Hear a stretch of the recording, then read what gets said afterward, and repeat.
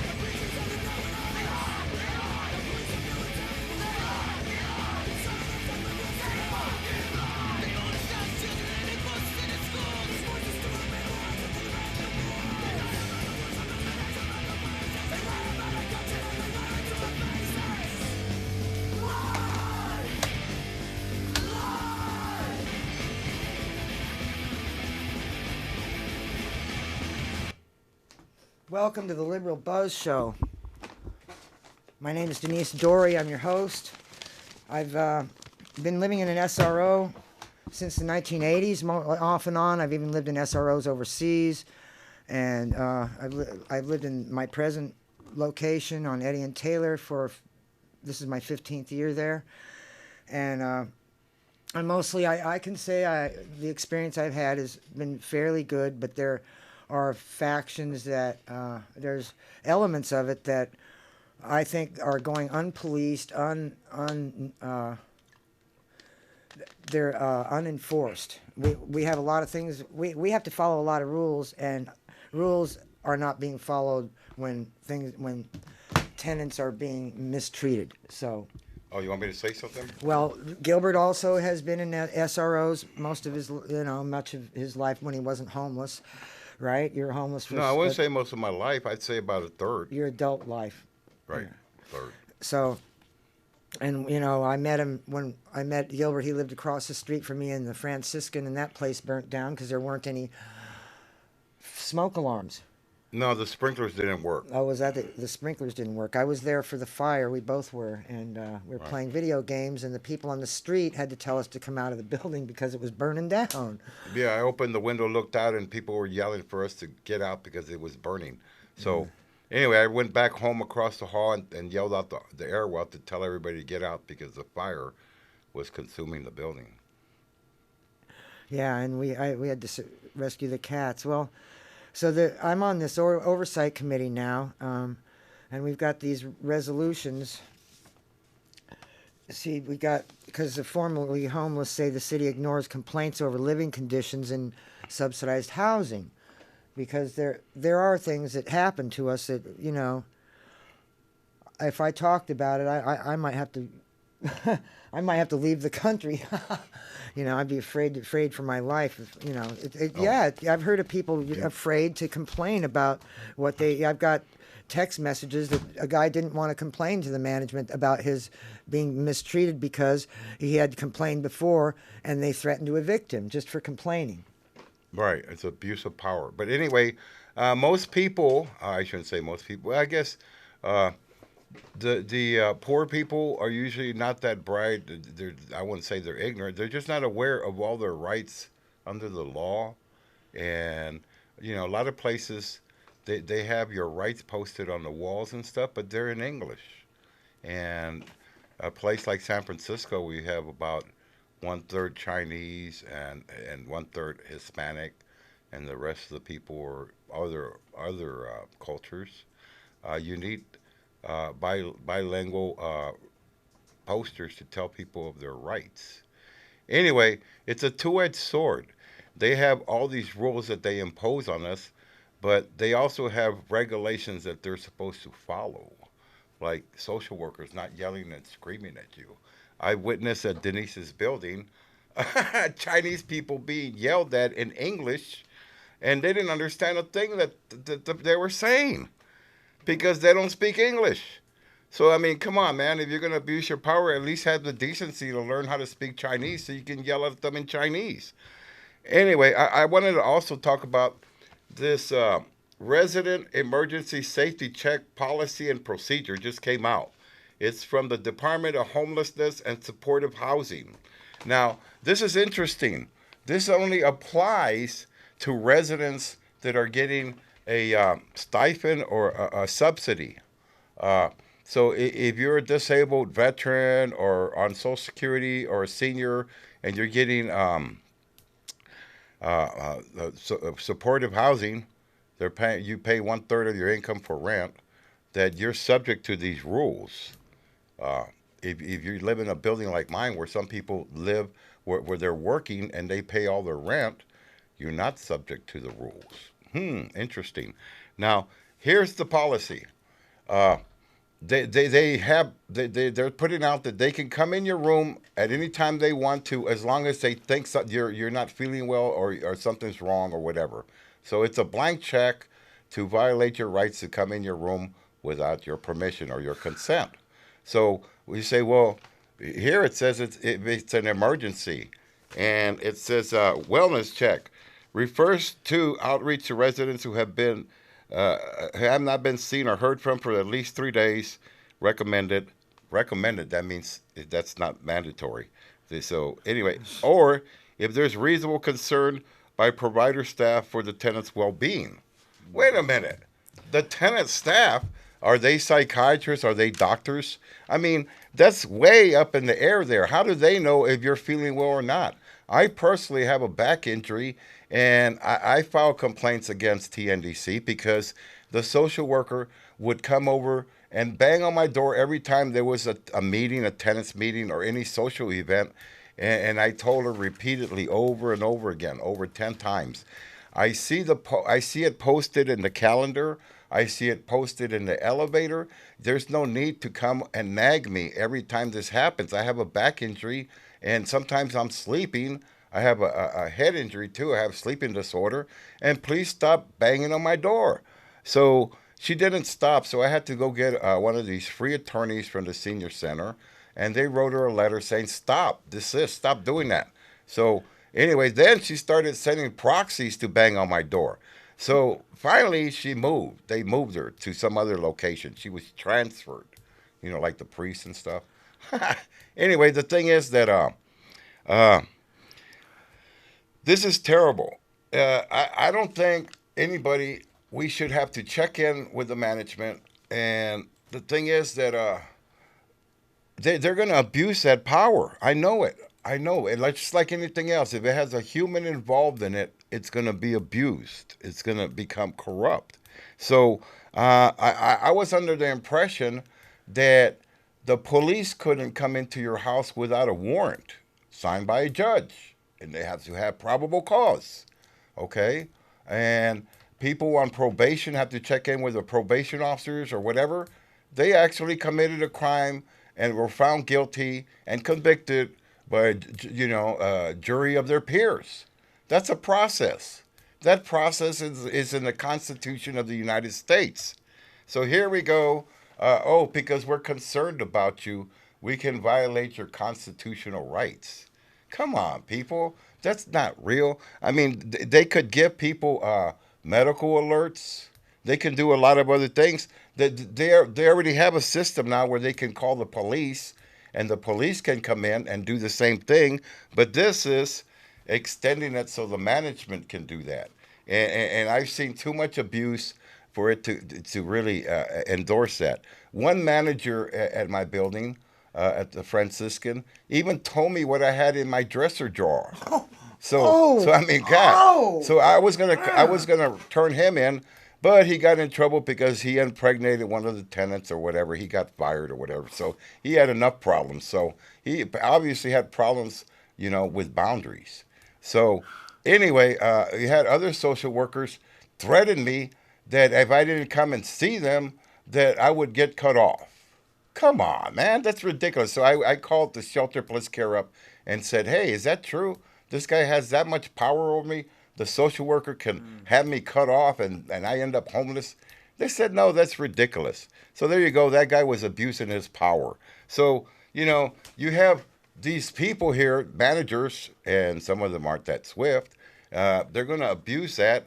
And then the worst case scenario, when I was living at the Franciscan, one of the maintenance guys came into my room, supposedly accidentally, because he said thought he was going on the fourth floor, and my room was on the third floor.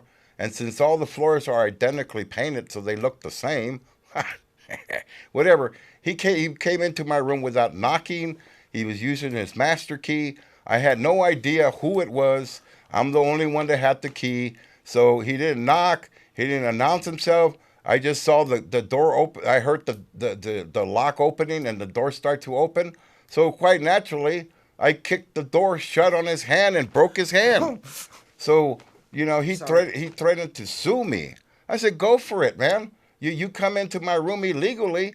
You might have gotten killed. If I had a gun, I would have shot you because you're not supposed to be coming in my room. So here we go. This policy. Fourth Amendment. Whatever, Denise.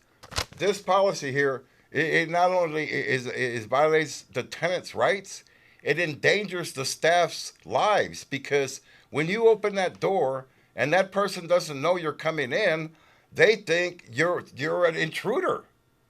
You're there to do them some harm. So, I mean, this thing is ridiculous.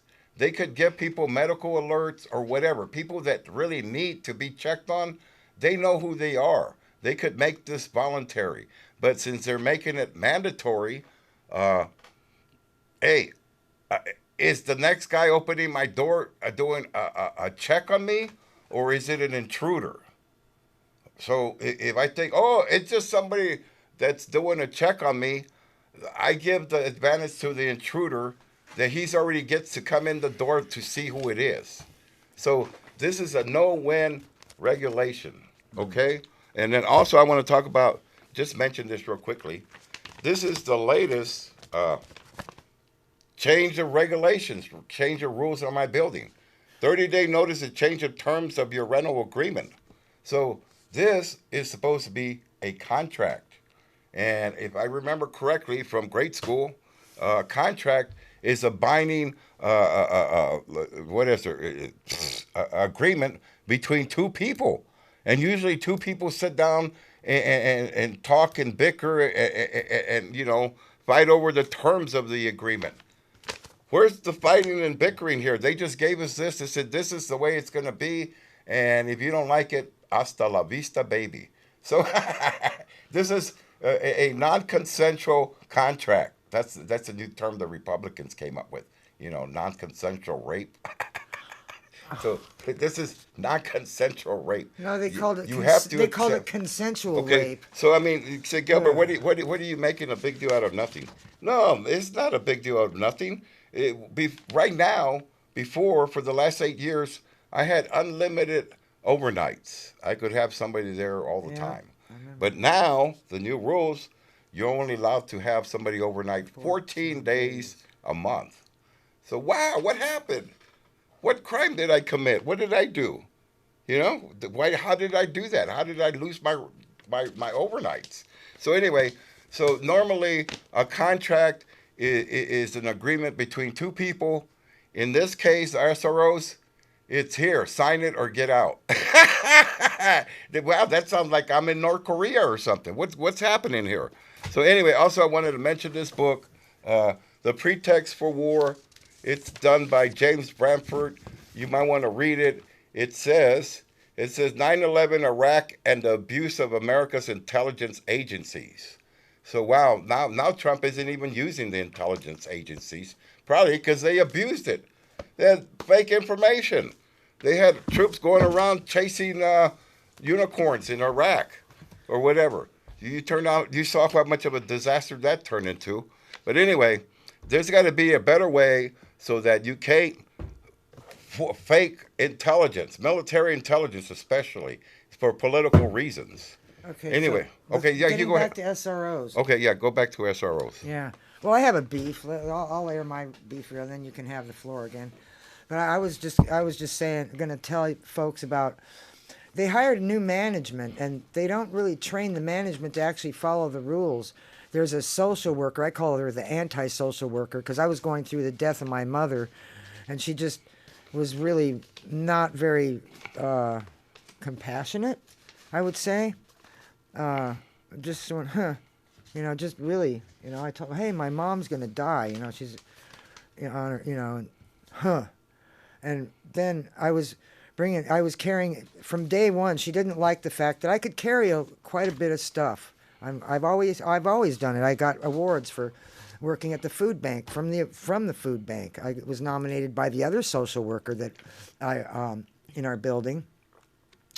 He nominated me for an award at the food bank because I could carry practically anything, yeah, except him. And so. Wait a minute. And she'd get mad because I shouldn't be carrying that much stuff. Can I interject? And then something? she'd start carrying the stuff, and was Denise, all mixed up. And I like to interject something. The food bank rules and regulations are that the food bank is run. I know. Let me talk. The food bank, when they distribute the food at the buildings, it's supposed to be received and run by the tenants. I know. Tried to tell her that. So anyway, if the management is telling you you're not stacking the cans correctly, or you're not moving fast enough, or whatever, it's not their job. It's not their jurisdiction. It says it plainly in the food bank procedures. So they can't play favorites on people. You get more food than the other person, or whatever. It takes a little bit of the corruption out. So anyway, the thing is, she needs to realize that she can't write you up. She can't 86 you from the food bank. She 86 me from the food bank. Well, social workers don't have the power to 86. And all she does is follow everybody around screaming. Oh, the whole. I'd rather lose weight than participate in her food bank. Whatever, man. I'm contacting them so that I don't have to make any complaints about her because I think that her behavior is so extreme that she's gonna sign her own death warrant and She's been doing it for 8 months. What are you talking about? Yeah, so you've seen her. What are you talking about? Something's going to change. Nothing's going to change, man. Well, I don't think she'll last, though. I really don't. She's normalized it. It's been normalized. Well, I'm looking for another place to live anyway. Yeah. Anyway, I wanted to also. How much time do we have left? Oh, about 4 or 5 minutes. All right, I want to interject that I believe Trump will lose the Chinese trade war, and he'll break a record for being the fastest war the United States has ever lost. So now you're saying, why are you saying that? Because you don't like Trump? So no, for the mere fact that in 1960, the CIA notified the nation of India that massive amounts of Chinese troops were marching towards their border. And they were concerned that the Chinese troops were going to invade India, so they were giving them a heads up. Our intel tells us that you might be invaded by the Chinese. So it turns out they were wrong. The Chinese sent hundreds of thousands of troops to their southern border to bury and pick up 20 million dead Chinese that died from starvation. And Mao Zedong didn't ask for any help because it would be an embarrassment to communism that their system was not working quite right. So anyway, to make a point, if their government is so hard and brutal that they can starve 20 million of their people and not think about it twice, right? And Trump is fighting a tariff war with these people. Remember, the federal workers were out of a check for 1 month, and they were screaming bloody murder. Oh my God, revolution, man! We need our checks. They were breaking in 1 month, and not one American died from that. So imagine, okay, you got a brutal communist nation that can kill 20 million of their people, and then you have a free nation that will not tolerate. This is all for another show. Okay, I'm sorry. Go back to SRO. Sorry. Okay, so that's why I predict that we'll lose the Chinese tariff war because Trump did not follow his advisors' advice, and the guy doesn't know how to do anything. Well, Zero, nada. Russia, if you're listening, please release the autopsy photos of Jeffrey Epstein. Hey, Thank that's you. not about SROs. No, I know. Well, I'm closing. If you want to talk about Russia. All right, talk about SROs. Well, here we go. We got 2 minutes left. I was going to say that there's a lot of complaints about different Conrad House, and there's people getting their dogs beaten up by other dogs, and nobody's policing the situations. And, Oh, but there's some proposed resolutions. The Mental Health Board urges the city and county of San Francisco to provide oversight and accountability for buildings providing permanent supportive housing to people with mental illness and substance abuse disorders. And so there's a bunch of whereases that we can't go into right now, but it's for the most vulnerable population to provide supportive services and case management. And most of the people residing in these buildings have behavioral health issues and are very low income and rarely have other housing options. So these are things to think about when, they're trying to judge what, how, like a social worker is going to tell you, oh, well, you cry too much. Like, well, yeah, that's because I'm poor and I live here. I live in here, oh my God.